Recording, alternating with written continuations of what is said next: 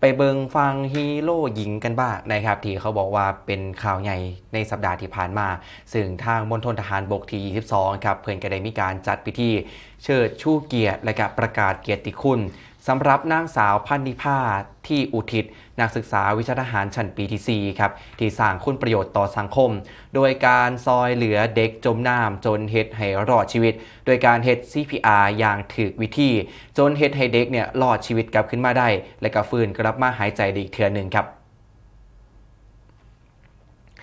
ที่ห้องรับรองกองบัญชาการมณฑลทหารบกที่22ค่ายสรรประสิทธิประสงค์อำเภอวารินชำราบจังหวัดอุบลราชธานีพลตรีอัครพลมูลประดับผู้บัญชาการมณฑลทหารบกที่22จัดกิจกรรมเชิดชูเกียรติและประกาศเกียรติคุณนางสาวพันนิพาที่อุทิศหรือว่าน้องปินนักศึกษาวิชาทหารชั้นปีที่4ที่สร้างคุณประโยชน์ต่อสังคมโดยการซอยเหลือนะครับเด็ก5 ขวบจมน้ำที่หาดคูเดือโดยการเฮ็ด CPR อย่างถูกต้องถูกวิธี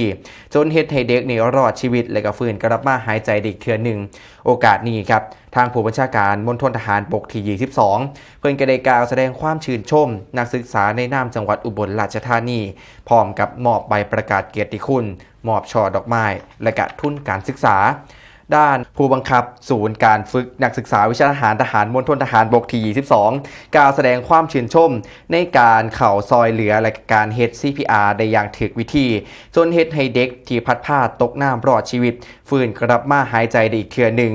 การกระทำดังกล่าวนะครับนับว่าเป็นการสร้างคุณประโยชน์ต่อสังคมเป็นภาพลักษณ์ที่ดีของเด็กยุคใหม่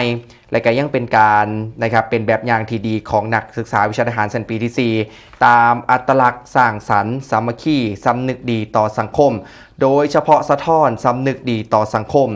ด้านนางสาวพันนิพาที่อุทิศนักศึกษาวิชาทหารชั้นปีที่4กล่าวว่าตนนะครับและก็ครอบครัวเนี่ยรู้สึกดีใจและก็ภูมิใจเป็นอย่างมากที่ได้เป็นส่วนหนึ่งของการซอยชีวิตน้องที่พลัดตกน้ำให้ได้รับความปลอดภัยซึ่งการลงมือซอยเหลือในเทือนี้ครับตนคิดต้องการซอยเหลือนะครับคิดว่าจะต้องซอยชีวิตน้องคนนี้ให้ปลอดภัยให้เร็วที่สุดตามขั้นตอนที่เรียนก็ขอขอบคุณศูนย์การฝึกนักศึกษาวิชาทหารมณฑลทหารบกที่22ในการถ่ายทอดความรู้ด้านการซอยเหลือชีวิตเบื้องต้นจากการฝึกหลักสูตรนักศึกษาวิชาทหารมาใส่ในสถานการณ์จริงนั่นเองครับ